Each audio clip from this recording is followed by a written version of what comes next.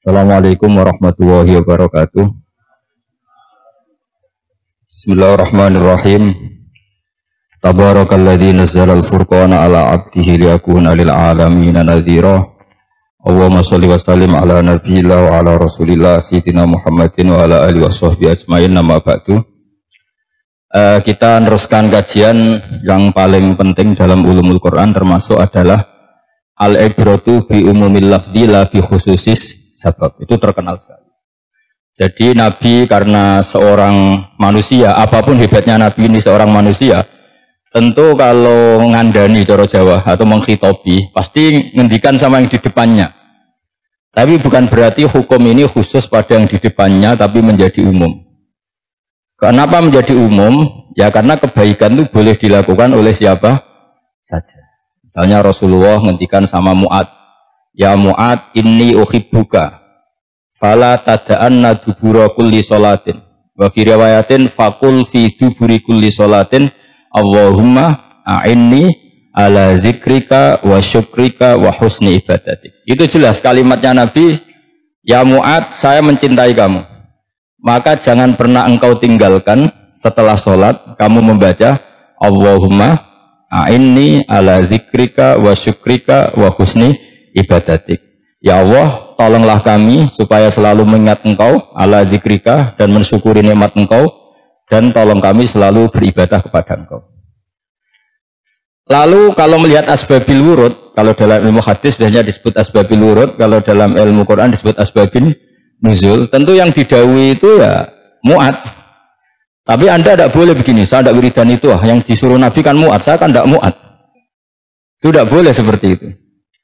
Makanya kita tidak boleh terlalu tekstual, karena tadi resikonya Anda tidak mengikuti kaidah al-ibratu bi umumil lafzi la bi khususi sabab.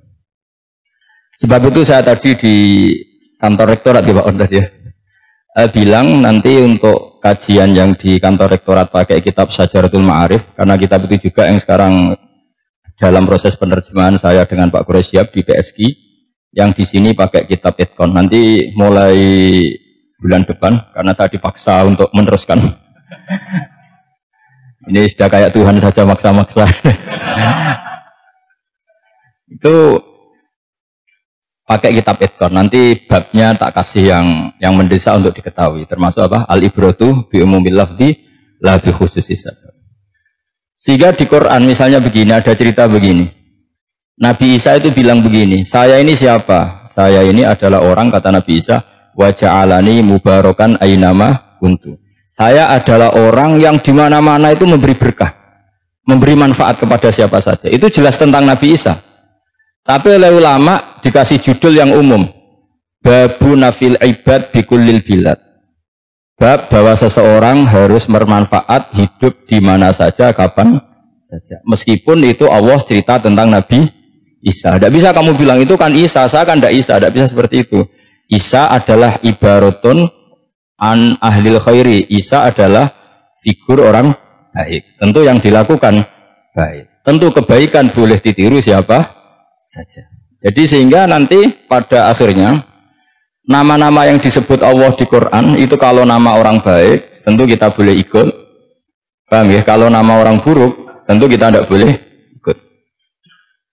Ya gitu aturannya. Sehingga tadi ada al-ibratu bi umumil lafzi la bi khususi sabab. Jadi yang jadi pegangan adalah standar kalimat umum dengan pemaknaan yang ditentukan ulama. La bi khususi sabab, tidak terkait sebab itu. Misalnya yang paling masyhur tentu dalam hadis Madinah itu kira-kira kan utaranya Mekah ya, kira-kira ya. Utaranya Mekah apa selatannya? Utaranya kayaknya, utaranya.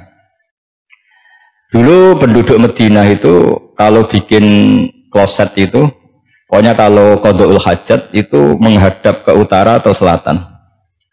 Terus kata Rasulullah, kalau kamu sedang qada'il hajat, sedang buang kotoran itu jangan menghadap Ka'bah, juga jangan membelakangi Ka'bah. Itu Nabi redaksinya unik. Walakin syarriku au gharibu. Tetapi kamu menghadap barat atau menghadap timur. Itu semua riwayat walakin syarriku au gharibu, tapi kamu menghadap barat atau timur. Nah, artinya apa? Kata syarriku au gharibu adalah binisbat di ahli Madinah, karena orang Madinah posisinya di utara Mekah. Sehingga kalau menghadap utara atau selatan berarti menghadap Ka'bah atau membelakangi Ka'bah, dan itu tidak boleh dalam proses qada'il hajat, masbuk kotoran. Terus Nabi memerintahkan menghadaplah ke barat atau ke timur. Nah, al-ibratu bi'umil lafzi la bi khususi sabab juga direvisi oleh ulama begini, kecuali sebab itu ada ilat, maka kalau demikian yang dimenangkan ilatnya bukan teknya. Saya ulang lagi, yang dimenangkan ilatnya bukan teknya. Kayak tadi di hadis itu kan Nabi ngintikan apa? Tetapi menghadaplah barat atau menghadap ke timur. Tentu orang Indonesia malah kalau itu kebalikannya. Orang Indonesia kalau ke barat atau ke timur kan malah menghadap Ka'bah atau membelakangi Ka'bah. Di sini pentingnya ijtihad.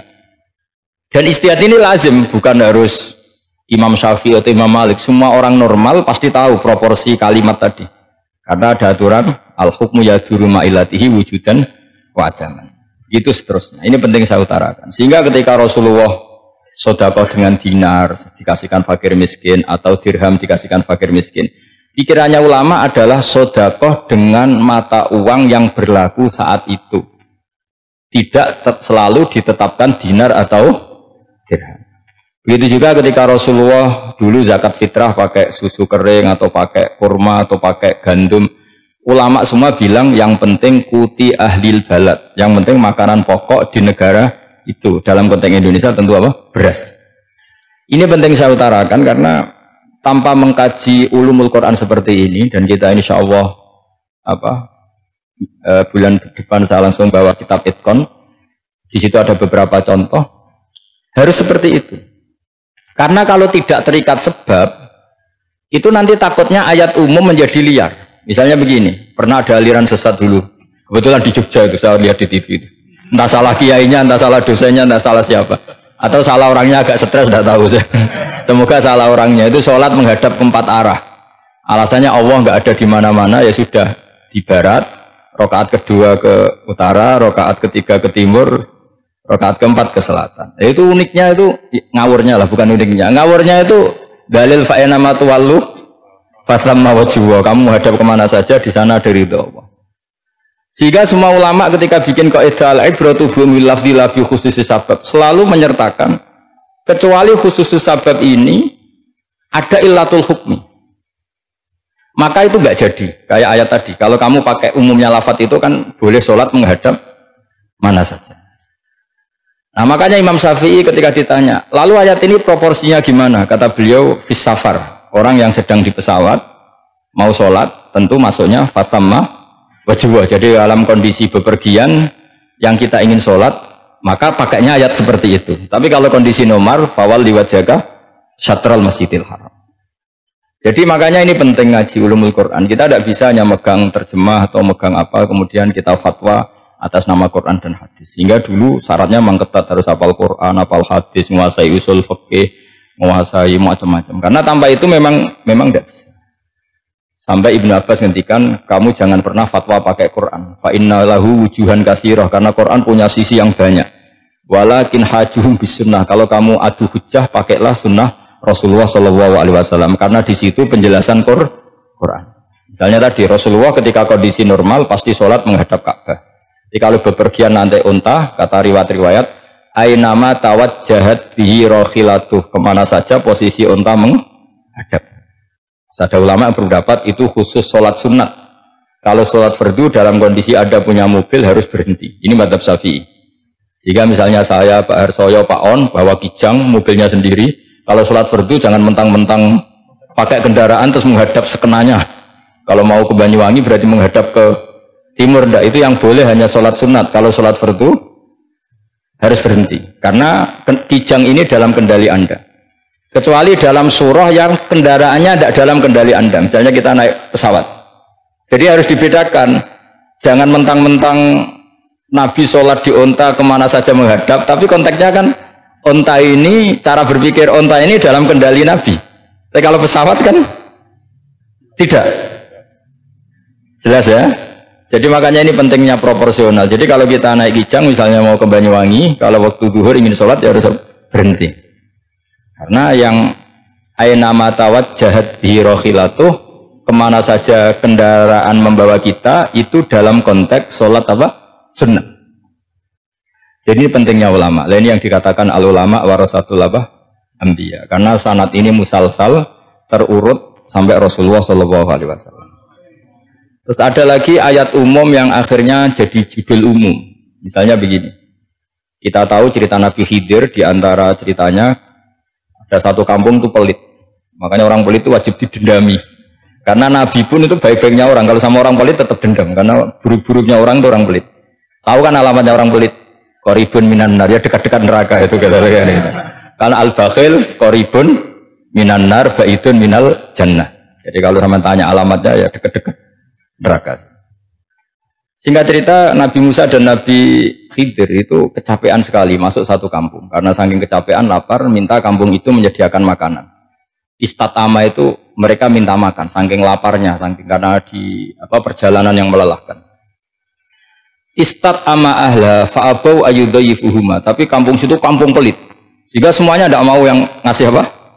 Makan. Tapi pas mau keluar dari kampung, ada tembok, ada kayak prasasti itu, yang mau roboh. Yang mau apa? Roboh. Terus sama Nabi Khidir, tembok yang mau roboh ini ditata. Ditata jadi baik lagi. Nabi Musa kata Nabi Musa, kok kurang pegawaian mau medit. Pagri urusi, jadi makanya dendam sama orang Medinnya agak sunat. Karena Nabi Musa juga marah sama Nabi Khidir. Orang kayak kampung kayak gitu pelit kok temboknya apa rusak kamu benahin gitu. Terus Nabi Khidir menjawab, wa amal jidaru fakana lulamaini yatimaini fil madinati wa kana tahtahu kanzul lahuma wa kana abuhuma sholiha. Begini loh, tembok ini adalah penyimpan harta. Penyimpan harta untuk anak yatim. Bapaknya dulu itu soleh. Artinya terus dibabkan oleh ulama. Babu ikrami sibyanil mu'minin. Bab kita memuliakan anak-anak orang soleh. Sehingga dalam adat kita menghormati Habib, menghormati Gus, menghormati anak pahlawan, menghormati orang-orang yang dulu berjuang kepada untuk Indonesia. Karena di antara yang dipertimbangkan Nabi Khidir adalah wakana abuhuma sholihah. Tentu kita menghormati putra-putri yang dulu mendirikan UII, macam-macam. Ya tentu proporsional, tapi tetap saja dapat poin dulu atas nama putra pahlawan, putra orang-orang soleh. Karena Nabi Khidir ketika mempertimbangkan itu, alasannya wakana abuhuma sholihah. Terus fa'arada rabbuka yablugha ashuddahuma wastakhrijakan zahuma. Tentu Allah ingin kalau tembok ini roboh, kemudian kelihatan khazanahnya atau tabungannya, nanti dipakai orang-orang dolim. Kalau dipakai orang dolim, maka yang berhak tidak mendapatkan. Sama. Negara ini itu dimerdekakan oleh para pahlawan supaya dikelola secara kesolehan, supaya dikelola secara orang baik. Maka orang soleh semua harus ikut kompetisi dengan tanda kutip merebut negara.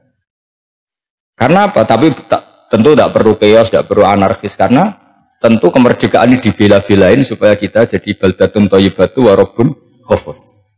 Sama. Pertimbangannya Nabi Khidir, kalau ini kebongkar, tersibak, pasti diambil orang-orang zalim. Dan akhirnya yang yatim tadi tidak dapat. Akhirnya dibabkan lagi di bab tertentu. Bab menjaga harta supaya tidak dikuasai orang zalim. Jadi akhirnya menjadi sekian varian ilmu. Pertama, varian ilmu bab menghormati anak orang soleh. Bab supaya harta ini tidak dikuasai orang zalim. Dan seterusnya dan seterusnya. Nah saya harapkan nanti dengan ulumil Quran kitab Itqan itu nanti aturan-aturan seperti itu tertanam pada Anda. Sehingga sebetulnya ulama fikih yang ngarang kitab sampai satu boto-boto itu sebetulnya ya normal-normal saja. Kalau sampean sudah mengkaji ilmu yang kayak saya kaji itu normal-normal saja. Misalnya begini, saya beri contoh ya. Orang munafik itu disifati Allah gimana? Wa idza qamu ilas sholati qamu kesala. Orang-orang munafik adalah orang ketika mau sholat itu bermales-malesan. Terus kitab Fathul Mu'in atau Fathul Wahab atau kitab semua kitab fikih bikin judul gini. Saya masih ingat takbirnya. Wa yusannu nasyatun li sholatin. Disunatkan kalau sholat itu ketok gumrigah, ketok semangat. Fa inna Allaha ta'ala dzamma tarikihi. Karena Allah mengkritik atau menyalahkan orang yang kalau sholat itu tidak nasyat, tidak gumrigah, tidak semangat. Mergo seperti itu adalah fi'lul munafikin, perilakunya orang munafik. Terus ditulis wa idza qamu ilas sholati qamu kusala. Artinya di situ Allah mengkritik orang munafik. Kenapa? Karena kalau sholat males-malesan. Anda ingin bersifat kayak orang munafik apa bersifat kayak Rasulullah? Tentu ingin seperti Rasulullah. Kalau ingin seperti Rasulullah ya wasari'u ila maghfiratin mir rabbikum. Kalau ada kebaikan harus cepat-cepat, harus disegerakan. Nah, sehingga nanti babnya ya sudah tidak tentang orang munafik. Babnya begini, babul musara'ah ilal khairat wa tarkil kasli. Bab bergesa-gesa atau bergegas dalam kebaikan dan meninggalkan males-malesan. Jadi tidak lagi tentang sholat, tapi tentang kebaikan apa saja. Jadi kalau kamu punya hutang bisa nyaur jam 7, nyaur jam 9 pasti disalahkan Allah. Karena bisa saja dalam 2 jam ini kita mati. Paham ya? Begitu juga kalau kita sholat bisa awal waktu, kenapa tidak awal waktu? Meskipun akhir waktu ya dibolehkan. Itu ya tadi babnya ya tentang wa idza qamu, orang munafik itu ya seperti itu. Akhirnya apa? Ayat ini turun tentang orang munafik tapi pemaknaannya umum. Ini disaksikan apa? Orang-orang tua kita ini ada Pak Ersoya, ada Pak On. Pemahaman ini harus dikawal dan ini tradisi ulama. Saya pastikan di pondok-pondok atau di Al-Azhar di mana saja, itqan itu dipakai disertasi doktor. Jadi kalau betul nanti kita mengkaji itu sudah doktor semua ini, doktor tafsir semua. Dadaan maksudnya. Memang itu mau tidak mau dan itu mudah sekali. Saya ulang lagi itu mudah sekali. Kenapa kata Imam Syafi'i fa innal uqula mutarratun ila qabril haqqi, karena akal itu dipaksa untuk menerima kebenaran. Ciri utama kebenaran kata Rasulullah matma'an nabi qabruk. Jadi menerima itu pasti clear. Makanya disebut kebenaran itu ma'ruf, mudah dikenali. Sesuatu yang salah bahasa Arabnya itu mungkar, angkarohul aklu. Akal itu tidak nyaman. Makanya disebut apa? Munkar, sesuatu yang diingkari. Akal itu asing. Ya asing tuh misalnya, sepeda motor ini milik siapa? Milik Zaid. Ya sudah lah saya pakai, tidak usah pamit. Akal pasti, ini kok aneh, nggak milik orang kok nggak pamit. Akal pasti nggak terima. Makanya agama itu hanya menerima al-ma'ruf yang mudah dikenali dan menolak al-mungkar, sesuatu yang akal itu nggak terima. Jadi Imam Bukhari ketika ditanya, kenapa kamu salim itu bisa mensarai sanad-sanad Rasulullah? Kata beliau, kalau kamu akalnya normal itu ya gampang saja. Terus ditanya, contohkan. Beliau contohnya begini. Pernah syurrahul hadis, para pensarah hadis itu habis otaknya. Gara-gara Imam Bukhari bikin judul begini. Babu sihhati tolakil akhros. Ingat-ingat ya. Babu sihhati tolakil akhros. Bab sahnya tolaknya orang bisu. Orang bisu itu orang nggak bisa ngomong tuh kalau bahasa Jogja itu. Bisu ya? Bisu. Bisu itu cerita bab sah tolaknya orang akhros. Ternyata apa? Sekian riwayat yang dipakai itu begini. Ana wa kafilul yatim kahataini fil jannah. Nabi pernah ngendikan saya dan yang merawat anak yatim kahataini fil jannah. Wa asyara bi musabbihatihi wal wusta. Pokoknya Nabi ngendikan begini. Paham ya? Maksudnya apa? Betapa yang merawat anak yatim itu sangat dekat dengan apa? Dekat dengan Nabi di apa? Surga. Terus hadisnya berikutnya asyahru hakada pakai tangan 10, ahakada wa hakada wa hakada berarti 30. Asyahru hakada wa hakada wa hakada berarti berapa? 29. Terus berikutnya hadis Aisyah sholat lama, terus ditanya orang di tengah-tengah sholat, Aisyah kenapa sholat lama? Fa asyarat nahwas sama. Kemudian Aisyah memberi isyarah nahwas sama. Ternyata saat itu gerhana apa? Matahari. Itu surahul hadis bingung semua. Ini cerita tolaknya orang bisusah kok ngelantur kemana-mana ini. Ternyata maksudnya Bukhari begini, maksudnya Imam Bukhari. Penjelasan yang namanya tolak itu kan sihot. Ya sihot, tahu sihot akad lah kalau dalam bahasa Jogja mungkin. Kalau kamu nikah kan angkah tuka wazawazwa terus bilang apa qabil tu nikahaha wa taswiyah. Terus kalau kamu menceraikan istri kamu bilang kamu saya ceraikan. Yang dikatakan sihot itu adalah ekspresi atau implementasi dari sesuatu. Misalnya kamu ingin tolak, bilang saja tolak. Kalau kamu ingin muji orang, bilang saja begini. Pasti itu maknanya muji. Kalau ingin menyemooh, bilang begini. Nah, artinya gini, kalimat itu bisa diganti isyarah. Saya ulang lagi, kalimat itu bisa diganti. Buktinya Nabi mengisyaratkan sangat dekat, bilang begini. Paham ya? Aisyah bilang gerhana, hanya bilang begini. Kalau begitu orang yang bisu ya punya cara menceraikannya. Dia cukup melakukan isyarat Yang isyarat itu pasti difahami sebagai cerai. Artinya kalau orang memahami Quran hadis seperti itu, hal-hal yang mungkin nggak terlintas dalam pikiran Anda, ternyata itu jadi dalil. Artinya apa? Rasulullah yang bisa ngendikan saja kadang menjelaskan sesuatu pakai isyarah. Nah, dengan demikian terus jadi rumus al-isyarah al-mufhimah bimanzilatin nutki. Isyarah yang memahamkan sama dengan ucapan. Sehingga ini pengganti ijab qabul.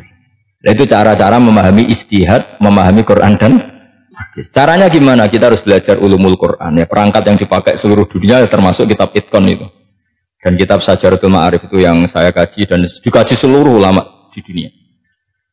Karena saya tidak biasa ngaji tanpa kitab yang perlu kita kaji. Saya sendiri itu bisa seperti ini ya barokahnya kitab-kitab itu. Jadi nggak terlintas tapi ya tadi Rasulullah yang bisa ngendikan saja sering iktifa, sering alap cukup dengan apa? Isyarah. Oh kalau gitu berarti al-isyarah bimanzilatin nutki. Isyarah itu sama dengan ijab dan qabul. Apalagi ini orang akhros, orang bisu yang nggak bisa ngomong. Lalu kalau tolak kayak apa? Kalau nikah kayak apa? Ya, tapi Imam Bukhari itu uniknya tadi bikin judul babu sihati tolakil akhros, kemudian cerita anak wa kafirul yatim. Nah, itu kalau orang kan nggak sambung, ini sambungnya di mana? Kok malah cerita anak yatim? Ternyata kata kuncinya kahata ini seperti ini dan orang paham sangat sangat. Makanya hati-hati dengan isyarah karena kalau itu betul mengganti lafaz, berarti Anda kalau nyun sewu melafadzkan tolak terganti isyarah, ya agak masalah. Tapi semoga enggak lah. Istri satu kok dicerai nanti nggak punya istri nanti malah repot. Tapi ini kan saya cerita ilmu saja. Ya saya cerita apa? Cerita ilmu. Jadi kalau ada orang bilang semua yang ada di dunia itu ada di Quran, itu caranya ya seperti ini. Jangan kayak orang-orang yang terlalu tekstual. Karena kalau seperti ini pasti semua ada di dunia itu ada di Quran. Karena cara pemahamannya seperti ini. Saya sering ditanya kenapa bumi ada likuifaksi macam-macam. Memang dari Quran bayangannya Quran seperti itu. Amin tuman fis sama ayyakhsifa bikumul ardo fa idahiyya tamur. Memang dari awal Allah bikin bumi ini potensinya malah likuifaksi. Potensinya itu melumer. Tamur itu memang maknanya melumer. Dan ketika Allah nyifati bumi wal ardi dzatis sod itu maknanya pecah. Dan Allah tidak sekedar mengatakan pecah, dzatis sod sifat dasar bumi itu mudah pecah. Jadi kalau dzat itu sifat dasar. Jadi meskipun Quran tidak meneliti spesifik kayak para ahli gempa, tapi dari awal Allah ngendikan bumi itu dzatis sod wal ardi dzatis sod. Bumi adalah berkarakter pecah. Kenapa berkarakter pecah? Karena dari awal bumi ini lempengan-lempengan. Di Qurannya dijelaskan gitu. Wa fil ardi qita'um mutajawirat. Bumi ya kelihatannya banyak, kelihatan satu, sebetulnya dari qit'ah, dari potongan. Nah, qit'ah itu jamaknya qita'. Terus disebut mutajawirat, saling berdampingan. Kalau dalam bahasa Arab, berdampingan itu berarti sel-selnya beda. Kalau bahasa Arab bilang sesuatu yang bercampur namanya mukhalatoh, jadi satu. Kalau yang beda jenis namanya mujawarah. Nah, Al-Quran itu bilang wafil ardi qita'um mutajawirat. Bumi ini karakternya per potongan-potongannya karakternya beda-beda. Sehingga memang potensinya bumi ini hancur. Apalagi dari awal memang dipersiapkan mau dihancurin. Makanya nggak usah takut kiamat. Memang rencana Tuhan mau dihancurin gitu. Makanya sanggup takwa saja. Kalau ingin menghentikan penghancuran ini tidak bisa. Itu sudah dalam rencana Tuhan pasti dihancurin. Makanya kalau orang sufi ditanya, kenapa tidak bangun rumah? Tuhan aja mau rencana hancurin bumi, kok saya rumah tak tata nanti juga hancur. Gitu. Tapi kalau di Islam kota saya ngomong gitu kan dia wah ini orang nggak jelas ini. Gitu.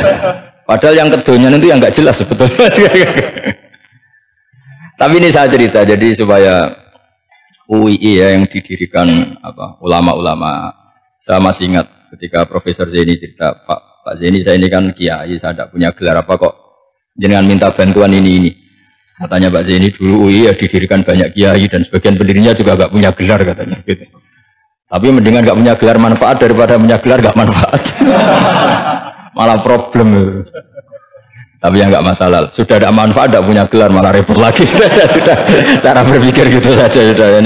Pokoknya sementing semuanya baik apa saja. Jadi nanti setelah sampean mengkaji ulumul Quran ya tadi seperti yang dikatakan Imam Syafi'i itu gampang sekali. Kenapa gampang? Karena fa'innal uqula muttarratun ila qabulil haq. Akal ini pasti dipaksa untuk menerima kebenaran. Kayak saya berkali-kali ditanya sama seorang kiai, kenapa sih Gus masalah la ilaha illallah kok sampai Nabi ngendikan wa in zana wa in saraka. Siapapun yang melafadzkan la ilaha illallah Muhammadur Rasulullah itu suatu saat pasti masuk surga. Meskipun dia pernah zina, pernah maling. Itu jelas teks hadis di Bukhari, di Muslim, wa in zana wa in saraka. Meskipun zina dan ini bukan berarti Nabi melegalkan perzinahan, enggak, ma'adzallah, enggak akan terjadi. Nabi melegalkan perzinahan. Tapi Nabi ingin ngendikan begini, absolutisme kebenaran itu tidak terganggu oleh kesolehan dan kefasikan. Karena kebenaran absolut siapapun akan ngomong seperti itu. Saya berkali-kali nyontohkan, Rektor Al-Azhar akan bilang 1 tambah 1, 2. Lonte ya bilang 2, koruptor ya bilang 2, KPK ya bilang 2, 01 ya bilang 2, 02 ya bilang 2. Karena absolutisme kebenaran. Dan Nabi itu ingin mengatakan bahwa Allah Tuhan ini kebenaran sejati. Sehingga siapapun yang melafadzkan sah. Jika orang yang kafir 70 tahun sekali melafadzkan syahadat sah. Tidak usah begini. Pak kafir, soleh dulu ya beberapa tahun gitu. Baru Anda sah melafadzkan kalimat la ilaha. Tidak ada seperti itu. Semua ulama ijma, orang kafir 70 tahun melafadzkan la ilaha illallah sekali langsung menjadi muslim. Kenapa sah? Kebenaran absolut tidak bersyarat kesolehan maupun kefasikan. Ya kata tadi, orang bilang 1 tambah 1 harus profesor apa anak TK boleh? Jangan mentang-mentang profesor, doktor, rektor, UGM atau UI. Tadi anak kecil bilang berapa? 1 tambah 1, 2. Sudah aku tak bilang 4. Tidak bisa. Kebenaran absolut itu orang akan sepakat. Nah, Quran itu termasuk kebenarannya absolut. Maka harusnya siapapun bisa memahami Quran. Termasuk orang yang sebelum Islam. Sekarang saya tanya ke sampean, ketika Umar masuk Islam karena dengar Quran, itu dulu dengarnya apa dulu Islamnya? Dulu dengarnya, dan dia paham. Wa ma huwa min kalamil basar, ini tidak mungkin omongan manusia seindah ini. Karena mudah difahami Quran. Nah sekarang enggak, karena ada sistem akademik itu terus orang macam-macam urutannya itu. Jadi repot sekarang. Kalau kata tafsir At-Tabari lebih ekstrim lagi. Itla yuqalu masalan ifham bima la aqlalak. Jadi orang-orang kafir ini kan, orang-orang kafir Mekah ini kan, Rasulullah jadi nabi ini kan semua orang masih kafir. Enggak ada mahasiswa UI, enggak ada orang NU, enggak ada orang Muhammadiyah. Semuanya orang kafir, semuanya masih kafir. Terus Nabi membawa Quran, maka khitab pertama itu bukan ya ayuhan nahdiyun, ya ayuhal muhammadiyun. Khitab pertama kul ya ayuhal kafirun, karena pendengarnya semuanya kafir. Dan itu mereka paham. Tapi nanti soal hidayat nomor 2, tapi mereka itu yang jelas. Sehingga banyak orang kafir yang menjadi muslim karena mendengar Al-Quran. Jadi ini penting diketahui karena kebenaran itu milik siapa saja dan akan mudah difahami. Kayak tadi, kalau 1 tambah 1, 2 itu rektor ya bilang 2, anak TK ya bilang 2, musuh kamu ya bilang 2, kamu atas nama sentimen dengan musuh pun tetap bilang. Nah di sini kadang Nabi ngendikan mangqala la ilaha illallah dakhalal jannah wa in zana wa in saraka. Proporsinya seperti itu, bukan berarti Nabi melegalkan zina, bahwa kalimat ini kalimat yang kebenarannya absolut sehingga siapapun sah mengatakan itu, meyakini itu meskipun punya masa lalu seperti itu. Jadi jangan salah makna terus Nabi melegalkan, enggak sama sekali. Jadi saya mohon ini jadikan satu ilmu, bahwa ilmu adalah tetap apa? Sehingga ada ayat qulil ladzina kafaru iyantahu yughfar lahum ma qad salah. Katakan kepada orang-orang kafir, sekali menghentikan kekafirannya yughfar lahum ma qad salah, maka kekafiran di masa lalu dianggap hilang dan dia hanya dengan status yang sekarang, yaitu seorang mukmin. Karena dia disahkan melafadzkan la ilaha illallah. Makanya pernah ada cerita, ini penting saya utarakan ke jenengan. Ada orang kumpul kebo, singkat cerita, kumpul kebo lelaki sama perempuan. Suatu saat Nabi dikasih tahu sama tetangganya, ya Rasulullah, orang yang biasa kumpul kebo itu sekarang sudah nikah. Jawabannya Nabi unik. Alhamdulillah, kira-kira gitu kalau bahasa Indonesia, qad kharaja min sifahin ila nikahin. Dia sudah keluar dari tradisi zina, sekarang dia sudah dengan kehormatan nikah. Maksudnya gini, kalau malam Senin dia belum nikah, kumpulnya kan masih kumpul kebo. bertahun-tahun gitu. Paginya dia nikah, malamnya sudah kumpul sunnah karena sudah nikah. Jadi tak sama seperti tadi. Kalau dia belum melafadzkan kalimat tauhid, ya statusnya dia kafir. Sekali melakukan kalimat tauhid, ya statusnya dia muslim atau mukmin. Sama. Ketika hubungan intim tanpa nikah namanya sifah perzinaan. Sekali nikah ya namanya sunnah. Jadi semudah itu. Dan Nabi tidak tanya macam-macam. Mau ngendikan qad kharaja min sifahin ila nikahin. Sudah keluar dari tradisi sifah menuju nikah. Pertanyaannya gini, kenapa enggak disyaratkan ini itu untuk nikahnya? Misalnya macam-macam. Ya sebetulnya syarat itu pasti ada, cuma begini loh. Orang yang ingin menghentikan keburukannya harus kamu katakan sah sekarang juga, karena kita mengesahkan penghentian keburukan. Jangan lalu orang yang mau tobat malah dipersulit. Jadi misalnya la ilaha illallah, kamu belajar makhraj dulu, bila bilangnya lah benar. Belajar bahasa Arab dulu. Ya kacau. Apalagi saya persiapkan seremonialnya dulu, nanti di masjid di syuting supaya satu Indonesia tahu yang Islamkan saya. Itu kayaknya yang engkek itu malah repot lagi. Ini penting saya utarakan supaya clear. Jadi saya ulang lagi, al-ibratu bi umumil lafzi la bi khusus sabab. Allah ya enggak apa-apa cerita Nabi Musa, cerita Nabi Isa, cerita misalnya begini, bolehkah orang soleh itu jadi raja? Jawabannya harus bilang boleh. Karena Allah pernah menfigurkan tokoh soleh yang bernama Sulaiman dan Daud, dan beliau adalah raja. Ketika Imam Syafi'i ditanya, bolehkah orang Islam tidak kawin? Ya asal dia ada zina ya boleh, karena Allah menyebut hamba yang soleh dan sebagian mereka tidak nikah, yaitu Nabi Yahya dan Nabi Isa. Itu wasayyida wa hasura wa nabiyya minas sholihin. Jadi cara berpikir Imam Syafi'i gampang. Bagaimana hukumnya orang Islam yang enggak nikah padahal dia tapi asal enggak zina loh ya? Ya jawabannya ya boleh, karena Allah mensifati Nabi Yahya dan Isa dengan status hasur, tidak apa? Nikah. Bolehkah seorang soleh jadi raja? Ya boleh. Daud dan Sulaiman itu seorang soleh dan jadi raja. Bolehkah orang soleh itu fakir? Wah sudah banyak, enggak usah dibolehkan sudah banyak. Gitu. Jadi gampang sekali Quran di depan ahlinya itu. Jadi kalau Imam Syafi'i ditanya, fa inna wa ta'ala dzakara abdan sholihan wa qala wa sayyida wa hasura wa nabiyyam minas sholihin. Ternyata ini orang yang ditanya, apakah boleh orang soleh itu jadi politikus, jadi pejabat? Ya boleh saja. Faqad ataina ala Ibrahim al-kitab wal hikmata wa atainahum mulkan azim. Jadi ini yang boleh bukan sekedar Ibrahim. Padahal di ayat itu tentang ala Ibrahim. Cara berpikir ya tadi, ternyata kesalehan tidak mengganggu jabatan. Ya tentu ya maksudnya untuk kesalehan juga. Jika agama ini gampang. Makanya kalau ada yang tanya bagaimana perempuan punya aktivitas, ya jawabannya asal kebenaran ya boleh. Allah cerita Bilqis dan itu raja perempuan. Di hadis banyak kecakapan Aisyah memimpin, macam-macam. Jadi gampang saja. Nah, kenapa sekarang banyak orang berdebat tentang Quran dan nyuwun sewu sampai pada level gontok-gontokan ekstrim? Karena mereka nggak mau belajar ulumul Quran. Kegiatannya debat tukaran. Yang bingung kita, yang waras ngalah lah kira-kira gitu. Ini nggak pernah ngaji Quran, gegernya. Ya kacau.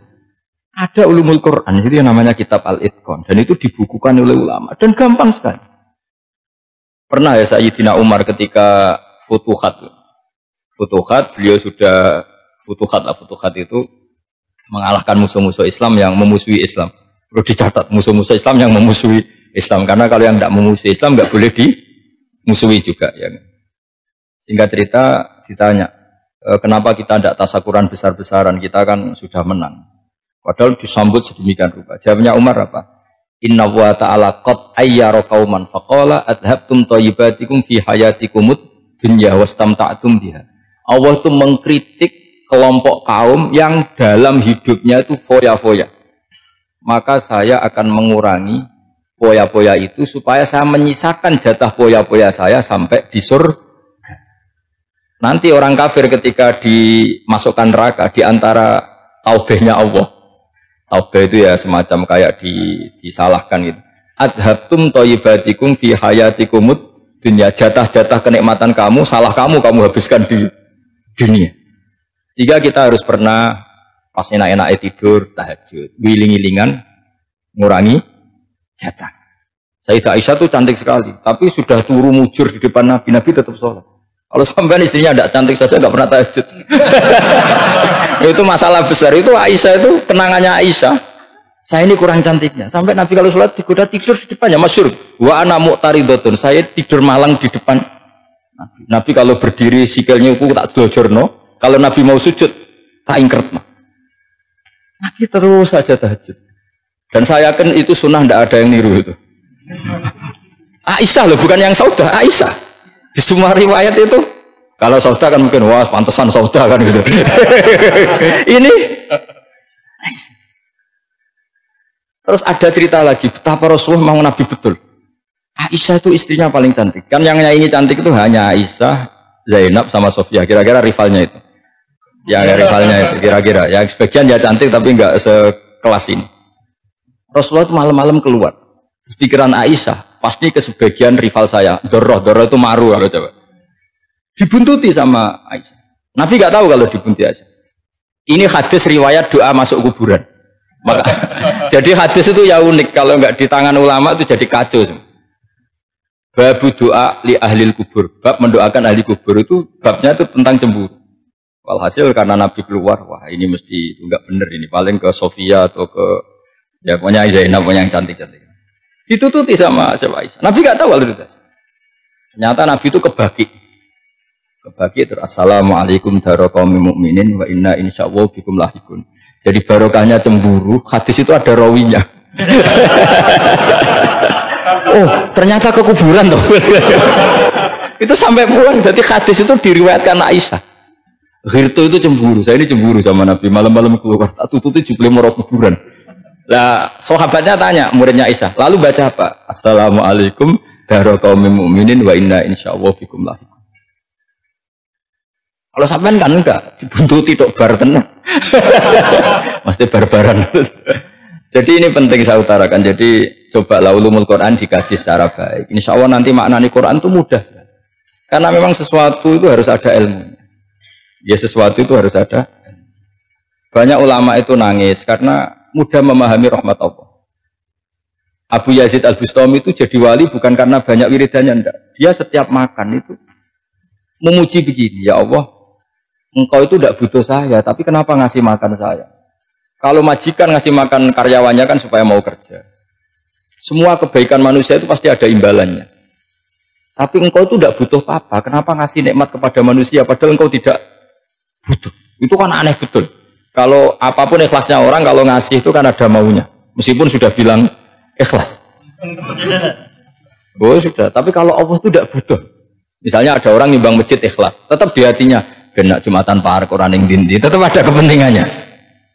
Tapi kalau Allah sehingga cara mensifati Allah itu luar biasa. Makanya orang jadi wali itu diantara kata Rasulullah, Inna woha la yardo anil abdi idha akalal aklah fayahmaduhu alaiha au yashrubah syarbah fayahmaduhu alaiha. Allah itu sangat ridho. Orang jadi wali itu kan diridani Allah. Allah itu sangat ridho kalau seseorang makan kemudian dia muji Allah. Coba apa hebatnya Donald Trump kalau nggak makan ya lemes mati. Apa hebatnya presiden seluruh dunia kalau nggak makan ya lemes mati. Orang yang katanya paling top di dunia, itu nak gak makan kangkung nyatanya ya lemes. Hebatnya di mana coba? Yang kita puji-puji hebat, ternyata kalau nggak makan itu lemes. Pak Rektor nggak makan lemes, apalagi Pak Onel nggak makan lemes. Hebatnya apa coba? Dan terus kelihatan wa khuliqal insanu dhaifa.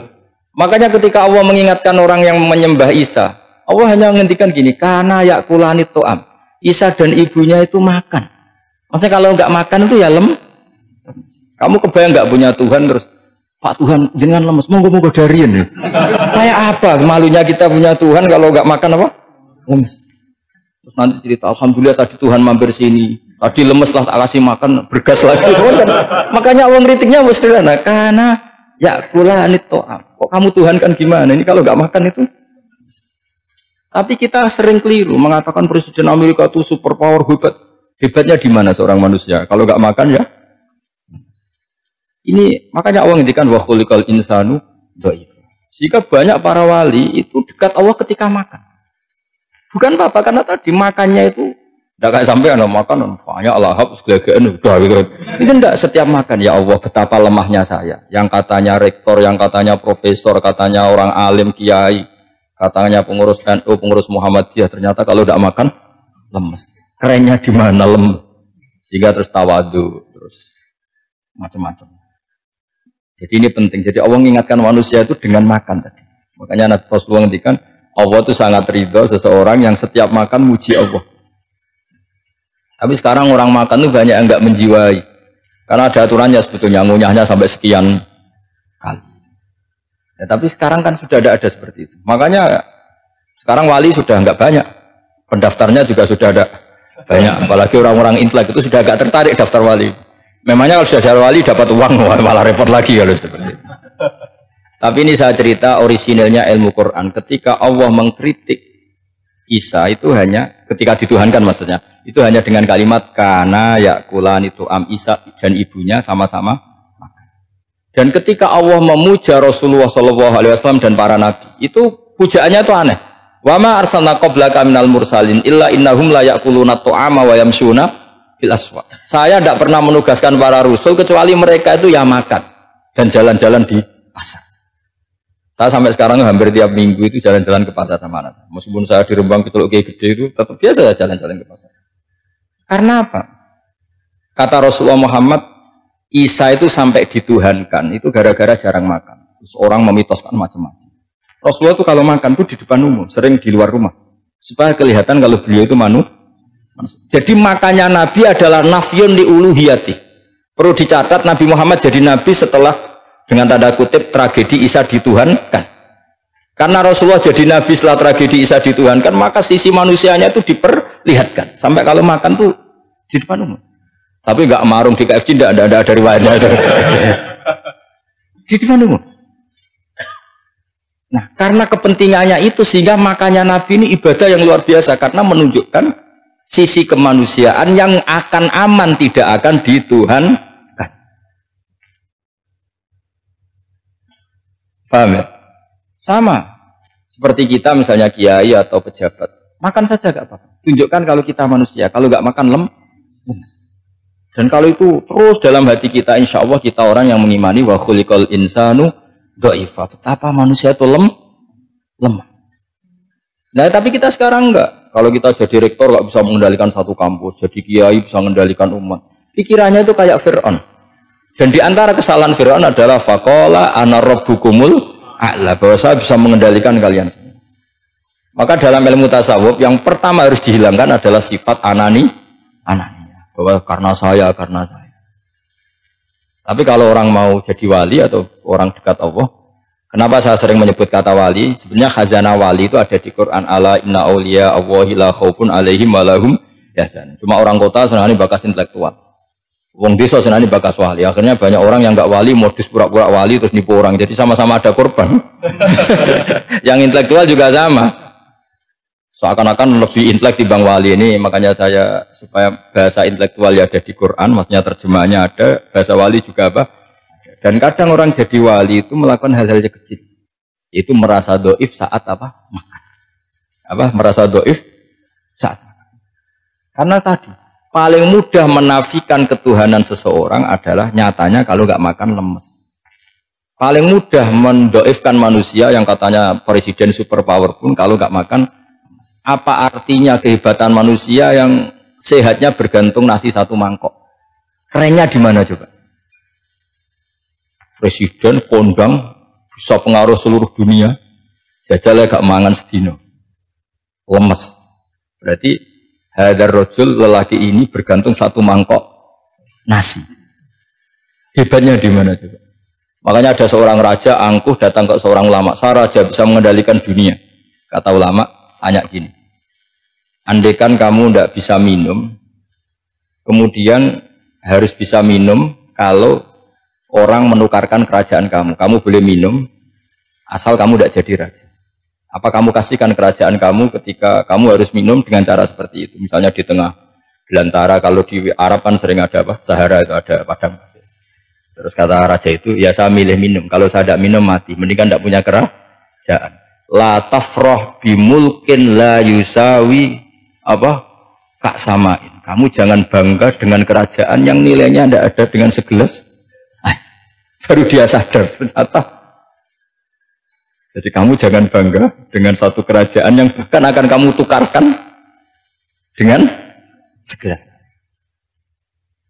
Artinya pertanyaannya gini, kerajaan yang kamu bisa mimpin ini ditopang air apa ditopang keangkuhan Anda? Sebenarnya ditopang air. Karena sekali Anda tidak minum, tidak bisa jadi raja, terus lemes, diobatno. Sama presiden juga gitu. Kalau nggak makan, nggak minum, terus sakit, stroke, nggak bisa jadi presiden. Artinya ternyata betapa manusia ini bergantung dengan suatu yang remeh, yaitu makan, minum, makan, minum. Nah di sini ini, kenapa Quran menyebut para nabi itu apa? Illa innahum la ya'kuluna ta'ama wa yamsuna fil aswaq. Kalau kamu tidak memahami seperti ini kan terus kayak Quran kok ngomong hanya gini kok, kayaknya kelasnya kok nggak intelek gitu. Cara pandang nggak seperti itu, paham ya? Jadi supaya lebih memahami Quran dan kamu akan lebih tasdik kepada Quran sebagai kalam Allah yang pegangan kita semua. Saya kira demikian. Assalamualaikum warahmatullahi wabarakatuh.